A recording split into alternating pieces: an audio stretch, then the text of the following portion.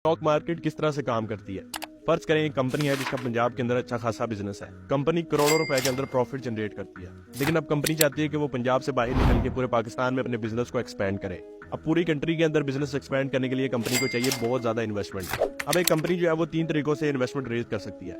या तो वो बैंक से लोन ले सकती है, या वो प्राइवेट इन्वेस्टर्स के पास जा सकती है, या फिर वो पब्लिक से इन्वेस्टमेंट उठा सकती है। अगर कोई कंपनी बैंक से लोन लेती है और बाद में उनकी इन्वेस्टमेंट डूब जाती है तो कंपनी बैंक करप्ट हो सकती है। अगर कंपनी प्राइवेट इन्वेस्टर्स के पास जाती है तो उनको काफी ज्यादा कंपनी के अंदर हिस्सादारी देनी पड़ती है, इक्विटी देनी पड़ती है। इसीलिए ज्यादातर कंपनीज बैंक्स और प्राइवेट इन्वेस्टर्स को अवॉइड करके पब्लिक से इन्वेस्टमेंट उठाने के लिए अपने आप को स्टॉक मार्केट के अंदर रजिस्टर करवाती है। एक कंपनी आईपीओ यानी कि इनिशियल पब्लिक ऑफरिंग के थ्रू अपने आप को स्टॉक मार्केट के अंदर रजिस्टर करवाती है। अब ऐसा नहीं है कि कोई भी न्यू कंपनी आके आईपीओ के थ्रू अपने आप को स्टॉक मार्केट के अंदर रजिस्टर करवा सकती है। प्रोफेशनल्स की तरफ से कंपनी को एनालाइज किया जाता है, उसके फाइनेंस को देखा जाता है। अगर कंपनी करोड़ों रुपए के अंदर प्रॉफिट जनरेट करती है तभी वो स्टॉक मार्केट में अपनी जगह बना सकती है। कंपनी को स्टॉक मार्केट के अंदर रजिस्ट्रेशन करवाने के लिए करोड़ों रुपए की फी भी पे करनी पड़ती है। एक कंपनी जब स्टार्टिंग के अंदर स्टॉक मार्केट के अंदर रजिस्टर होती है तो वो अपने शेयर या अपने स्टॉक की प्राइस अपनी मर्जी से डिसाइड कर सकती है। अब जिस प्लेटफॉर्म के थ्रू पब्लिक आके कंपनी में इन्वेस्ट करती है या कंपनी के शेयर्स को परचेज करती है उसको स्टॉक एक्सचेंज कहते हैं। हर एक कंट्री का अपना अपना स्टॉक एक्सचेंज होता है। जैसे पाकिस्तान का है PSX, पाकिस्तान स्टॉक एक्सचेंज।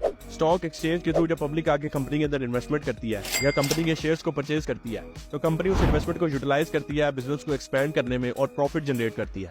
जब कंपनी प्रॉफिट जनरेट करती है तो मार्केट के अंदर कंपनी के शेयर प्राइस हाई हो जाते हैं। जब शेयर्स की प्राइस हाई होती है तो जिन लोगों ने कंपनी के शेयर्स को परचेज किया होता है उनको भी प्रॉफिट मिलता है।